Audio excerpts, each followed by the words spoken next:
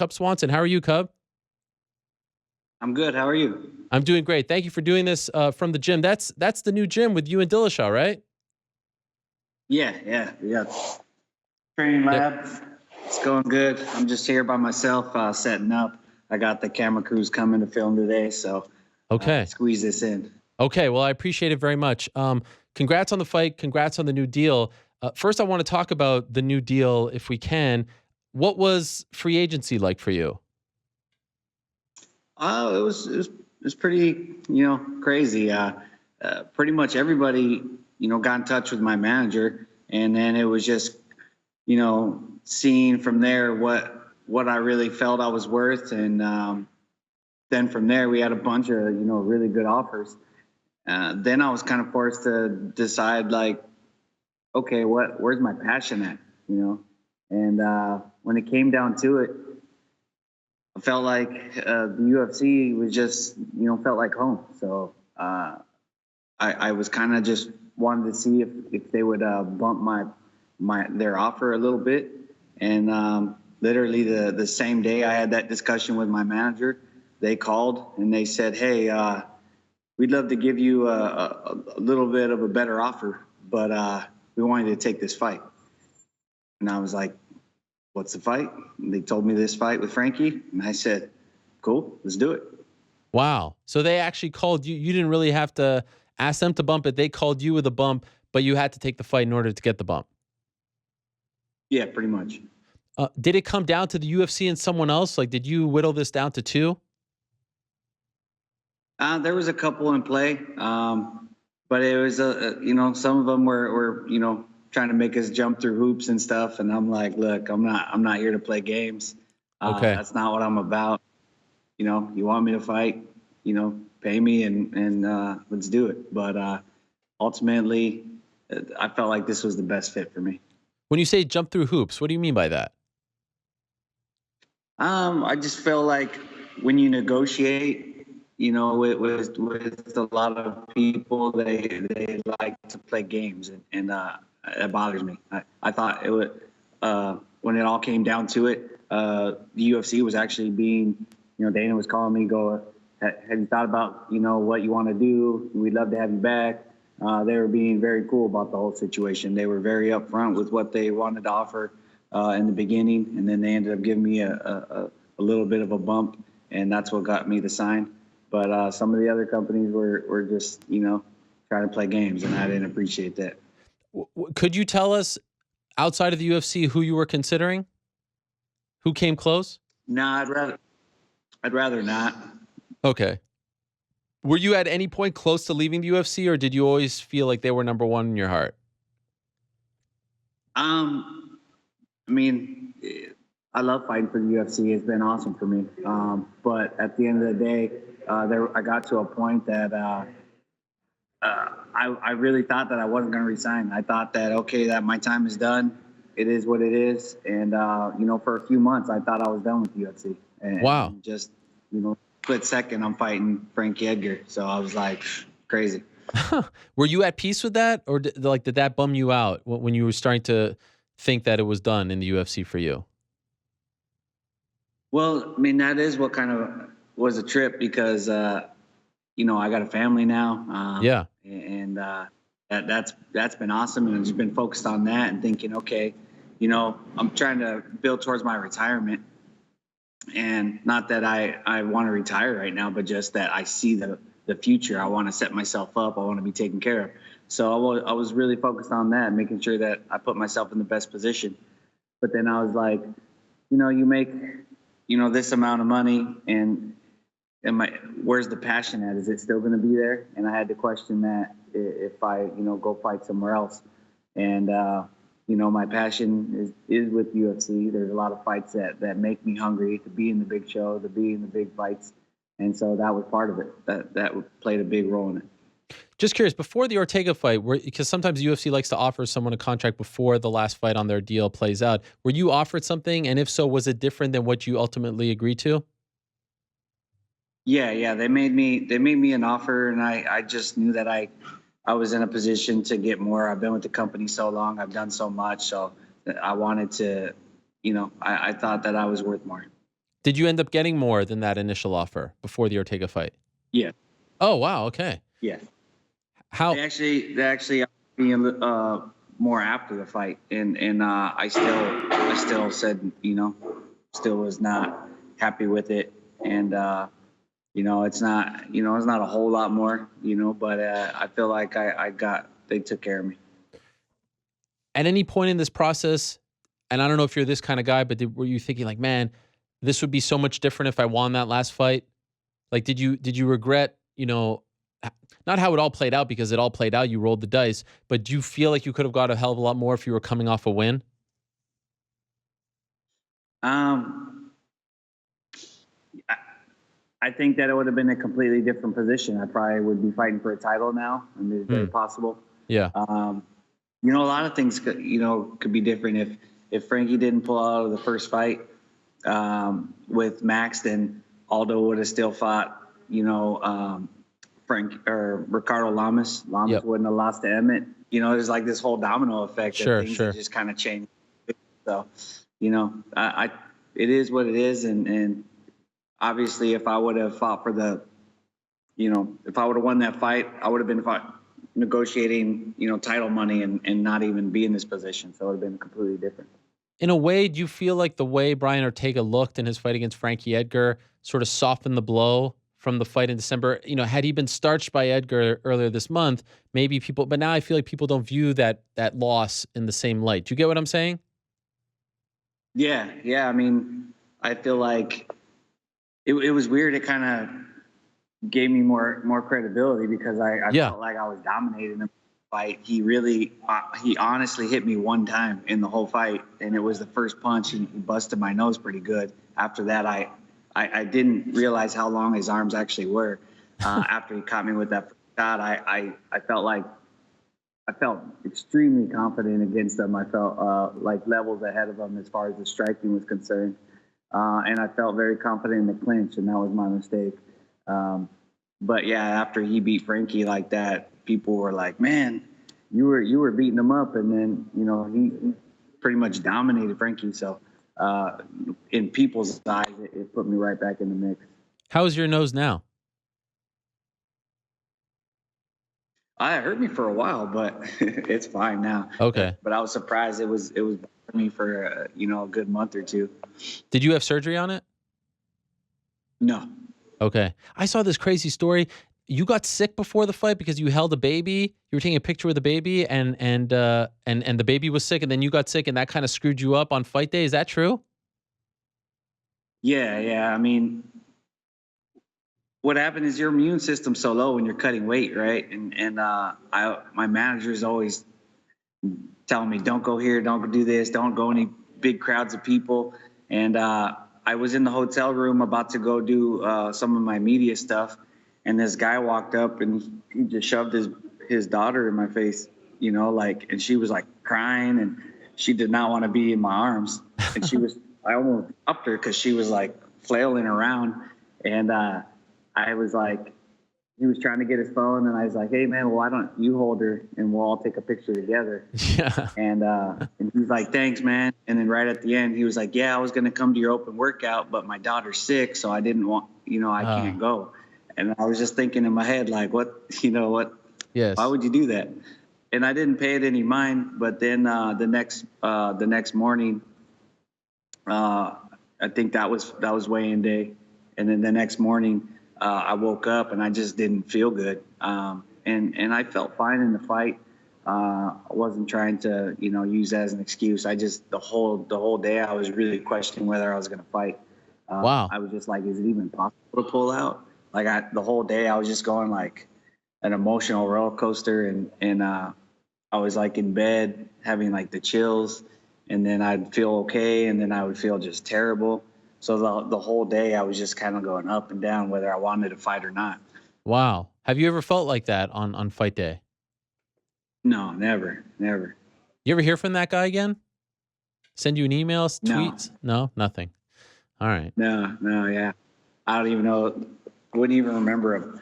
But right. Yeah, it sucked because I was kind of, all tore up in my throat, and then when he choked me, he cranked it so hard and then I didn't have a voice for like maybe a month after the fight. It was still Wow. bothering me.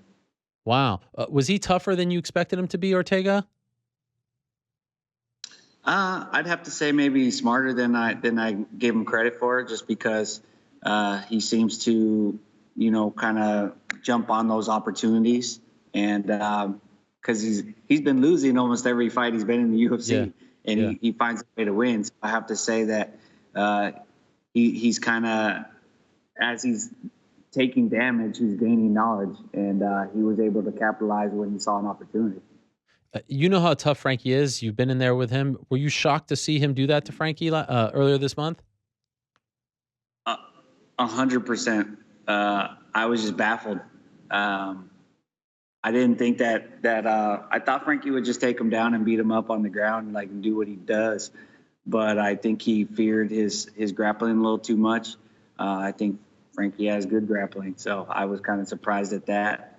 And he made it into a striking match. So, neither one of them was really fighting their game.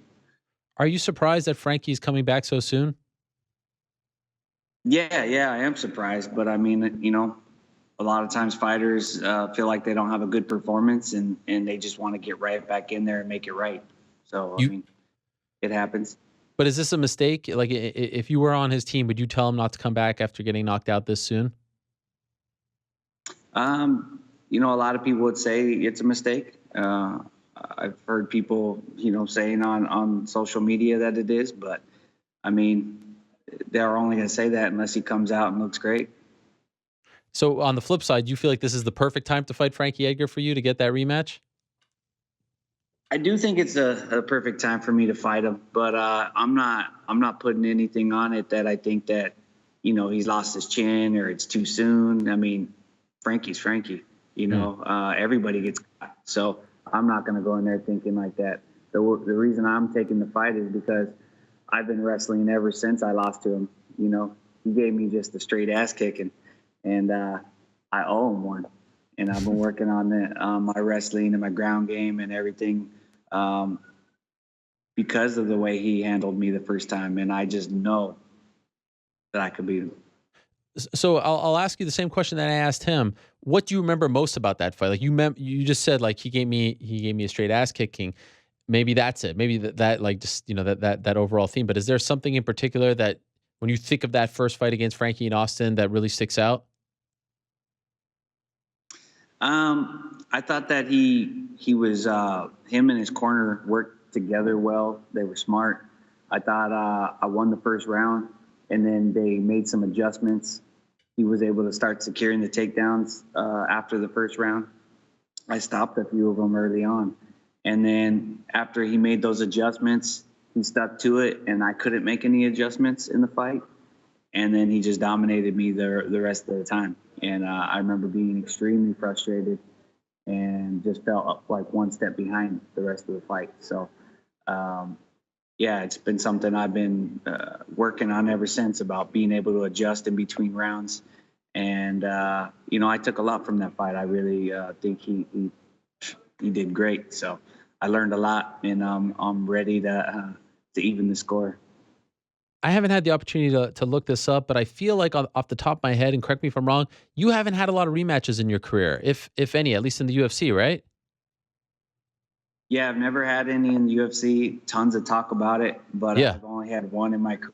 It was my very first fight. I rematched a guy, Shannon Gugarty, and I beat him, after I went on like a little bit of a win streak. He ended up fighting in the UFC. He even fought Clay in Yep. the UFC.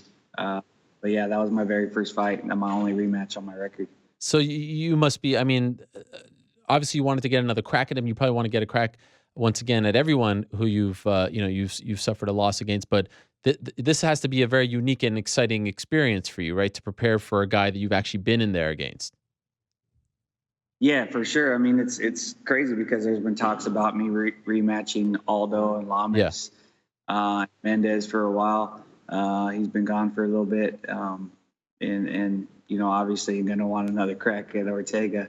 So I mean, all my losses in the UFC, they've been talked about a lot. It just never came to fruition. Do you like the fact that it's 3 rounds as opposed to 5? I do. I do. I felt like the first time I fought him in the 5 rounds kept me from trying to get up and get out from underneath him because I didn't want to use too much energy too early on. And then I ended up taking too many elbows because of it, because I didn't have the sense of urgency. And I think 3 rounds will be a little bit of a sprint, and it should be fun. So I'm curious, before I let you go, Ortega Holloway, who do you think wins? You know both men. Who's your pick in that one? Well, I mean, I definitely going to give the edge to Ortega in the grappling, but Holloway is not easy to take down. He's got the length. It's funny because I just don't see Ortega having a chance, in my opinion.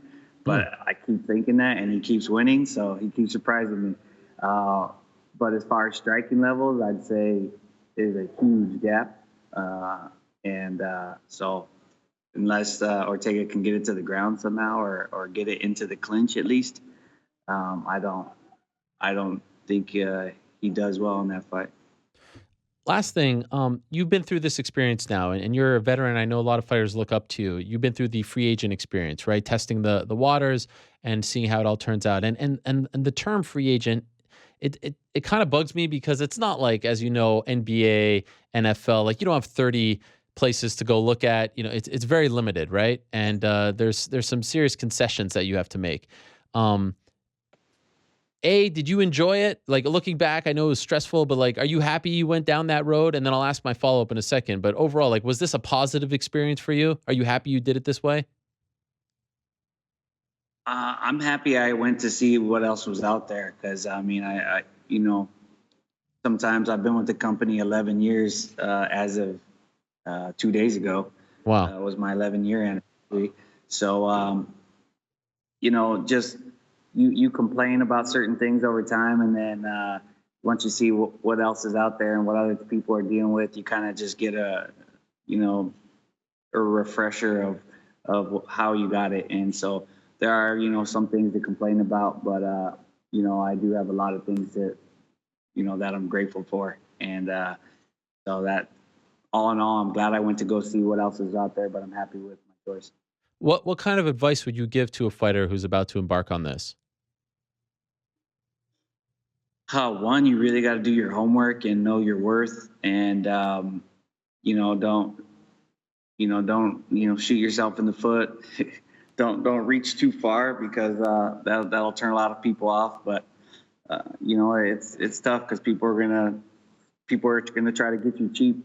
Yeah. And you definitely can't let emotions get into it. Me and my manager, we work as a team, so I was in a lot of the meetings and saw all that kind of stuff, and I would think that most fighters probably wouldn't want to be in those meetings because they're pretty harsh sometimes. And like, if you could, what would you change about the free agent experience in MMA? I don't know. I hadn't even thought about that. The crazy thing is just so many companies are vastly different, from Asia to Russia to all the ones here. It's such a big difference. So every company, you really got to understand like who they are, what they're about, where their money comes from, and just kind of you really got to look at it as a whole. If they're going to write you a check, can you depend on that check? If they're saying they're going to write you a check in 3 years from now, is that check going to be there? So you really have to actually think about some of these things. You have one of the great logos in sports, period. I love that thing, and I've been on the opposite end of it. You've put it on my back several times without me knowing. Did that come into play? The fact that you could wear this logo when you fight. Like, did sponsorships come into play a lot? Yeah, we didn't really work with any sponsorships and things like that, but my manager always was trying to get it in there. That if I fought somewhere that I could sell my merchandise at the events, and that we could plug it in certain shows and things like that. So yeah, we were trying to get it in there, and but at the end of the day, we were just trying to do whatever we could. Well, congratulations on the new deal. Congratulations on being back. Congrats on this fight. A lot of congratulations. It's good to see you back, and I know this is a big opportunity for you, a fight that you've wanted. So I'm looking forward to it. April 21st in Atlantic City, New Jersey. Cub Swanson versus Frankie Edgar too. Thank you very much for doing this, Cub. I really appreciate it, and good luck in training. Good luck in the fight next month. I appreciate it. Hopefully you guys all watch, and it's going to be a hell of a fight. Yeah, now I could stop bothering you about updates on your contract. So that's good news as well, right? I know. Sorry I didn't give you more info. It's all good. It's all good, man. Congratulations again. Thanks, Cub. Appreciate it.